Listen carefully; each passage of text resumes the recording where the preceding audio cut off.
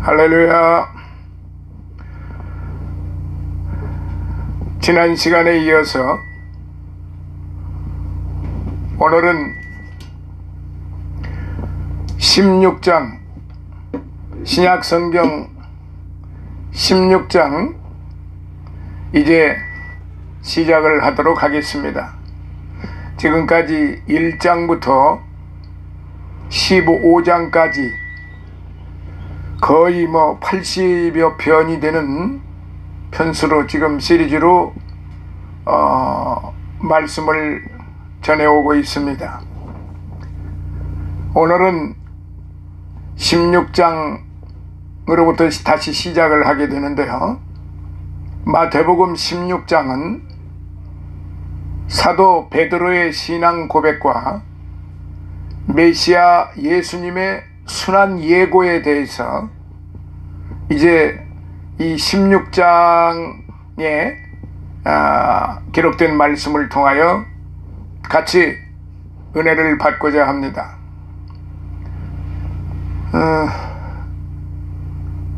먼저 성경 말씀을 좀 나누어 보도록 하겠습니다. 16장은요 1절로부터 4절까지가 표적에 대한 바리새인과 사두개인의 질문이고요, 5절로부터 12절까지가 바리새인의 교리를 경고하신 예수님의 말씀이고요, 13절로부터 20절까지는 너무나도 유명한 베드로의 신앙 고백입니다. 그리고 21절로부터 23절까지는 예수님께서 스스로 고난을 예언하신 그런 절입니다. 그리고 24절로부터 28절은 올바른 그리스도의 제자의 길, 올바른 그리스도의 제자의 길이 어떤 것인가 하는 말씀을 하셨습니다. 그렇게 해서 이렇게 5 부분으로 구분을 해서 말씀을 드리도록 그렇게 하겠습니다. 먼저 1절로부터 4절에 있는 말씀을 같이 읽도록 하시겠습니다. 이 말씀은 표적에 대한 바리새인과 사두개인의 질문입니다. 시작합니다. 바리새인들과 사두개인들이 와서 예수를 시험하여 하늘로서 오는 표적 보이기를 청하니 예수께서 대답하여 가라사대 너희가 저녁에 하늘이 붉으면 날이 좋겠다 하고 아침에 하늘이 붉고 흐리면 오늘은 날이 굳겠다 하나니 너희가 천기는 분별할 줄 알면서 시대의 표적은 분별할 수 없느냐? 악하고 음란한 세대가 표적을 구하나 요나의 표적밖에는 보여줄 표적이 없느니라 하시고 저희를 떠나가시다. 1절로부터 4절에 있는 말씀입니다. 이 16장에 대한 개론을 말씀드리면은 이제까지 메시아이심을 드러내지 않으셨던 예수께서는 본장에 이르러 드디어 자신이 구약 선지자들의 예언에 따른 메시아이심을 드러내셨습니다.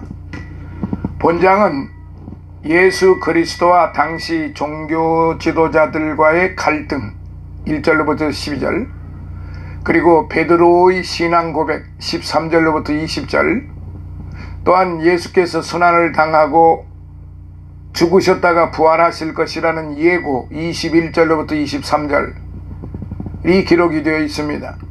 아울러 진정 예수 그리스도의 제자가 되는 길이 무엇인가 24절로부터 28절에 대해서도 언급을 하고 있습니다. 그 중에서 베드로의 신앙 고백 16절은 지금까지 비밀에 붙여졌던 예수 그리스도의 메시아 신분이 공개적으로 드러난 획기적 사건으로서 신약 교회가 세워질 수 있었던 기초요 반석이었던 것입니다.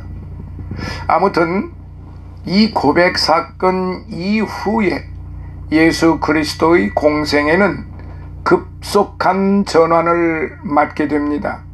향후 대속적 죽음으로의 행보가 빨라지는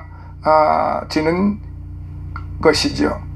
자, 그래서 늘 말씀드린 대로 먼저 그 각 구절을 살펴보도록 하겠습니다.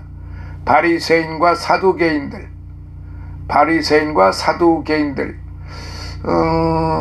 당시 유대 사회의 대표적인 두 종교 집단인 바리새파와 사두개파에서 파견된 자들인데, 바리새파는 장로의 유전을 중시하는 보수 성향의 종교 집단이었으나 사두개파는 자유적인 성경 해석, 예를 들면 부활을 부인하는 것, 그런 성경 해석과 현실 참여적 성향을 띤 종교 집단이었습니다. 그럼에도 불구하고 이들은 예수님을 모해하기 위해 하나가 되어서 예수님께 나타났던 것이죠. 마가의 기록에 의하면은 이 자리에는 헤롯을 지지하는 정치 집단인 헤롯 당원들도 있었습니다. 마가복음 8장 11절 15절. 그리고 표적이라는 말씀이 나오죠. 자연적인 방법으로 진리를 증거하는 것을 의미합니다. 특히 본문에서는 예수 그리스도의 신적 권능, 곧 그분의 메시아 되심을 증거하는 것을 말합니다. 2절, 저녁에 하늘이 붉으면 날이 좋겠다 하고 그랬죠. 저녁에 노을이 붉게 빛나면 다음 날이 맑게 개이는 자연 현상은 적도와 극지방 이외의 지역에서는 일상적으로 나타나는 현상입니다. 한편 유대인들의 천기 관찰에 대한 관심을 특징적으로 보여주는 표현이기도 합니다. 즉, 그들은 일기의 변화를 생활에 자주 이용하였습니다. 그러나 영적으로 무지했던 예수님 당시의 유대인들은 메시아의 때를 분별하지 못하여 책망을 받았지요. 12장 39절에. 자, 3절을 봅니다. 시대라고 하는 단어가 나오죠. 원어 카이로스입니다. 원어 카이로스라는 말인데 특정한 때를 뜻하는 말로서 여기서 특히 메시아가 이 세상에 오시는 때를 가리킵니다. 4절, 음란한 세대, 하나님을 불신앙하고 범죄하는 세대라는 뜻이지요. 구약에서는 불경 타락의 뜻으로 사용이 되었습니다. 호세아서 5장 4절. 그래서 요나의 표적이라고 하는 말씀을 하시죠. 선지자 요나가 물고기 뱃속에 3일 동안 갇혀있다가 살아난 그런 사건을 말합니다. 요나서 1장 17절로부터 2장 20절에. 이는 장사한 지 사흘 만에 살아나신 예수님의 부활을 예표합니다. 더 나아가서 이 표적은 성도에게는 궁극적이고 완전한 구원의 표징이요, 불신자에게들은 부활하신 예수로 인한 궁극적 심판의 전조가 되는 것입니다. 그래서 마지막 절 4절에 저희를 떠나가시다 그렇게 기록이 되어 있죠. 1차적으로는 종교 지도자들과 결별하고 그 자리를 떠나셨다는 뜻이고, 그러나 2차적으로는 당신의 사역을 회방하는 자들에게 더 이상 말씀을 가르치지 않고 그대로 진노 가운데 내버려 두셨다는 뜻이 되기도 하는 것입니다. 자, 그렇다고 그러면은 오늘 이 1절로부터 4절까지 있는 이 말씀을 좀 더 한 발자국 안으로 좀 들어가 보겠습니다. 본문에서 보면 이미 많은 말씀의 증거들과 이적들이 주어졌음에도 불구하고 이를 깨닫지 못한 사두개인들과 바리새인들이 예수님께 또 다른 하늘의 표적을 구하고 있습니다. 이는 그들이 예수님을 믿기 위함이 아니라 시험하기 위함인 것이었습니다.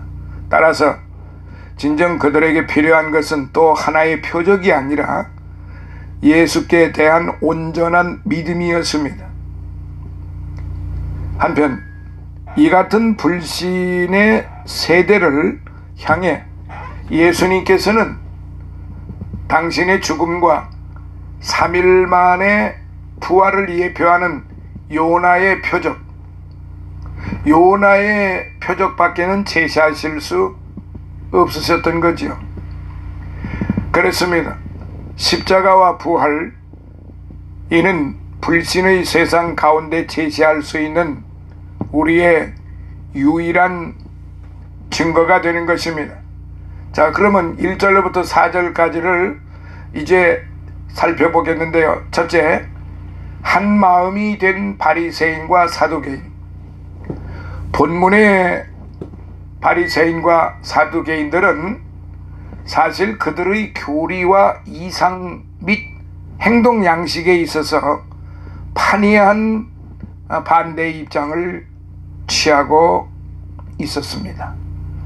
하지만 두 집단 모두는 당시 많은 종교적 오류와 사악함을 가지고 있었으므로 해서 예수님께로부터 비난과 책망을 받고 있던 터였습니다.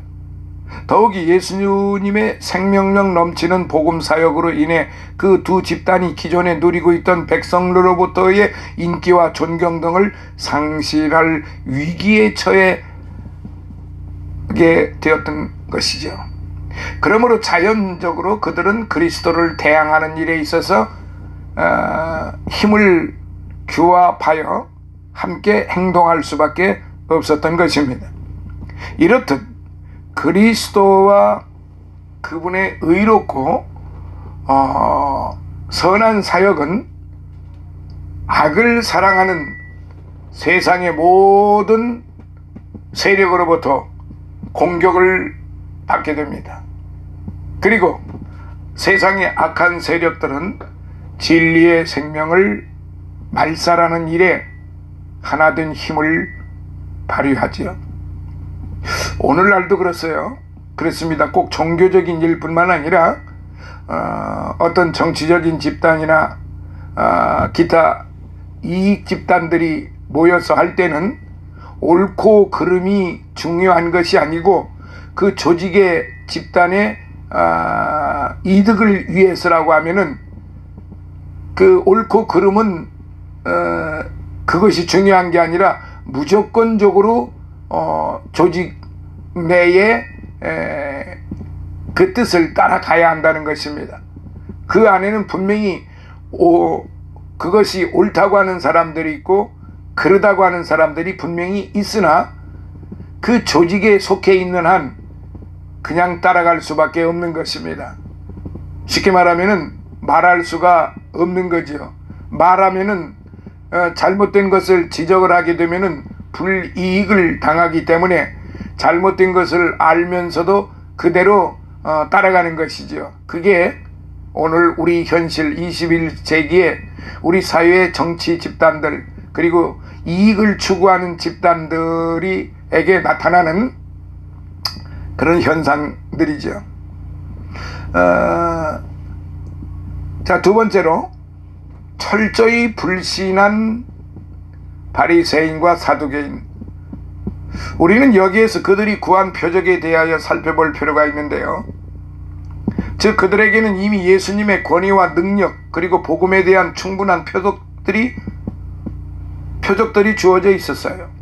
그러나 그들은 이기적이고 사악한 생각으로 인하여 주어진 표적들을 바로 깨닫지 못하고 헛된 것만을 끊임없이 구하고 계속 구하고 있는 것이죠.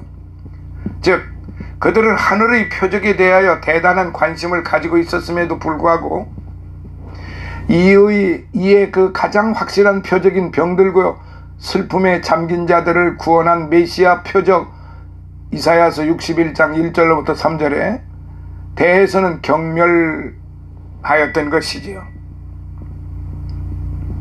그리고 오히려 그들은 교만한 사람들의 호기심을 만족시켜줄 만한 신기하고 짜릿한 어떤 표적들에만 관심을 갖고 구했던 것이죠.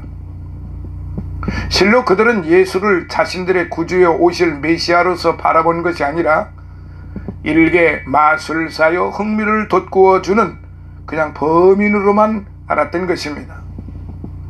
이처럼 그들은 짙은 불신의 안개 속에 머물러 있었기 때문에 진리의 빛을 도무지 발견할 수 없었습니다. 따라서 예수님께서는 그 불신의 무리들에게 어떠한 표적 베푸시기를 거부하셨고 오직 당신의 죽음과 3일 만의 부활을 예표하는 요나의 표적만을 제시하셨던 것입니다. 이 요나의 표적, 즉 예수님의 죽음과 부활의 표적을 바로 깨닫고 믿을 때 비로소 다른 모든 표적들에서 주님의 선한 손길을 발견할 수가 있는 것입니다. 그리고 이 요나의 표적을 통해 마침내 구원의 확신을 가질 수가 있게 되는 것입니다. 고린도전서 1장 18절. 오늘 우리 주변을 가만히 여러분 한번 살펴보시기를 바랍니다. 이런 사두개인들과 바리새인들과 같은 그런 특별히 우리 교회 내에 이런 사두개파적 사고를 가진 사람, 바리새파적 사고를 가진 사람들이 가장 우월한 것처럼, 그리고 그들의 그 행색이나 그들의 조직 사회를 들여다보면은 무엇인가 주님에 대한 향기는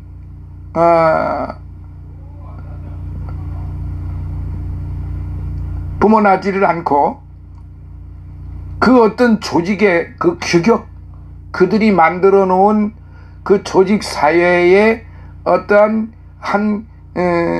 그 테마 이런 것만 드러날 뿐이지, 진정 주님이 지금 여기에서도 말씀하신 대로 진정 그들이 추구해야 할 것을 추구하지 아니하고 자신들의 이득과 자신들의 그 오만한 사고를 그대로 유지시켜 가려고 하는 그런 어떤 프레임만이 있을 뿐이지, 예수님에 대한 그 진정한 구속 사역에 대해서는, 은혜와 사랑과 하나님의 그 인도하심에 대해서는, 그리고 하나님께로부터 받았던 과거로부터 현재에 이르기까지 받았던 그런 그 은혜를 그들은 입으로는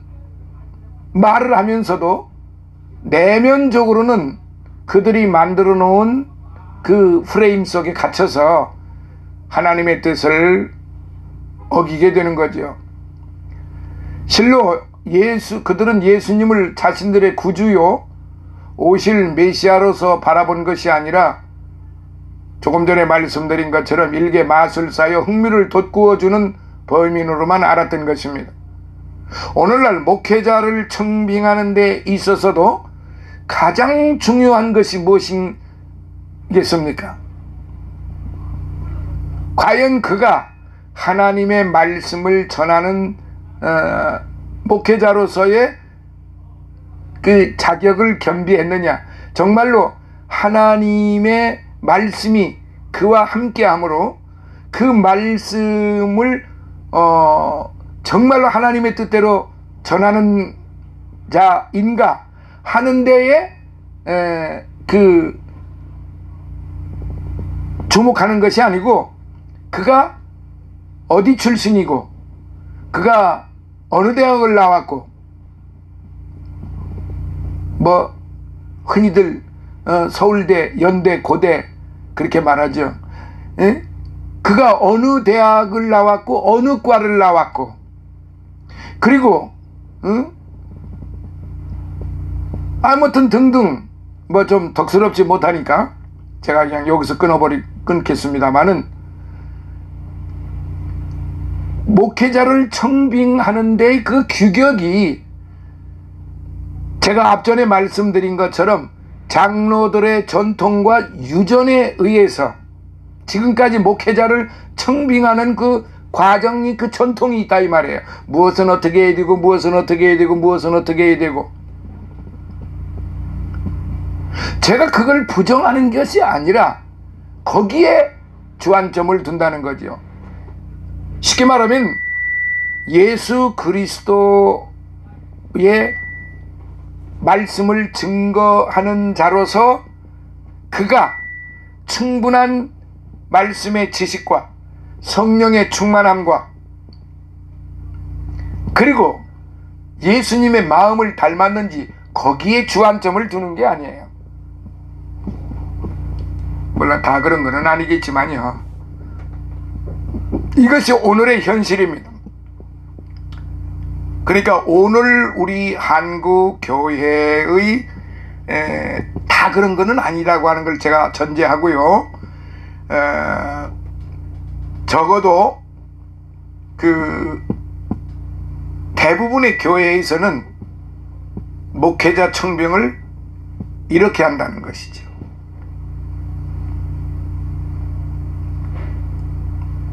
과연 옳은 일인지 그런 일인지 제가 정의를 참 내리기조차가 힘들 정도로 오늘의 우리 교회 현실은 이렇게 암담한 현실로 계속 이어져 가고 있다는 것을 부인할 수 없기에 이 말씀을 드리는 것입니다.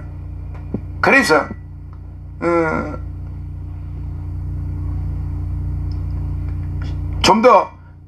좀 심하게 말씀드린다면은, 지금 제가 앞전에 말씀드린 것처럼 목회자를 무슨 마술사고 흥미를 돋구어주는 그런 사람으로만 과거 사두개파와 바리새파가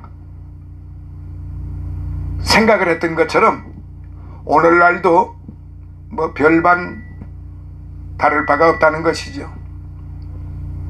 이처럼 그들은 짙은 불신의 안개 속에 머물러 있기 때문에 진리의 빛을 도무지 발견할 수 없는 것이죠. 오늘날도 마찬가지입니다. 그래서 오늘날도 역시 요나의 표적 이외에는 성경에 기록이 되어 있죠. 오늘날 많은 사람들이 뭔가 표적을 보면은 무엇인가 이상한 그리고 놀라운 그런 표적들이, 기적들이 일어나면은 금방 벌떼처럼 왁 모여들었다가 바다 밀물 썰물처럼 싹 돌았다가 싹 빠져버리는 거죠. 사람의 숫자도 숫자지만은 믿음이 말이에요. 사랑하시는 여러분, 5절로부터 12절을 한번 다시 보시도록 하시겠습니다. 5절로부터 12절까지 같이 읽으시겠습니다. 제자들이 건너편으로 갈새 떡 가져가기를 잊었더니 예수께서 이르시되 삼가 바리새인과 사두개인들의 누룩을 주의하라 하신대 제자들이 서로 의논하여 가로되 우리가 떡을 가져오지 아니하였도다 하거늘 예수께서 하시고 가라사대 믿음이 적은 자들아 어찌 떡이 없으므로 서로 의논하느냐 너희가 아직도 깨닫지 못하느냐 떡 5개로 5,000명을 먹이고 주운 것이 몇 바구니며 떡 7개로 4,000명을 먹이고 주운 것이 몇 광줄이 넌 것을 기억지 못하느냐? 어찌 내 말한 것이 떡에 관함이 아닌 줄을 깨닫지 못하느냐? 오직 바리새인과 사두개인들의 누룩을 주의하라 하시니 그제야 제자들이 떡의 누룩이 아니요 바리새인과 사두개인들의 교훈을 삼가라고 말씀하신 줄을 깨달으니라. 아멘.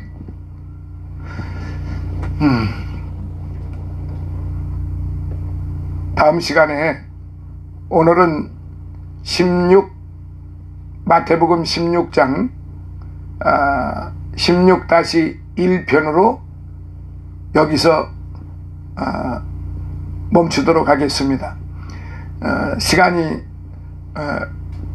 점점 제가 지금 줄이고자 좀 하고 있기 때문에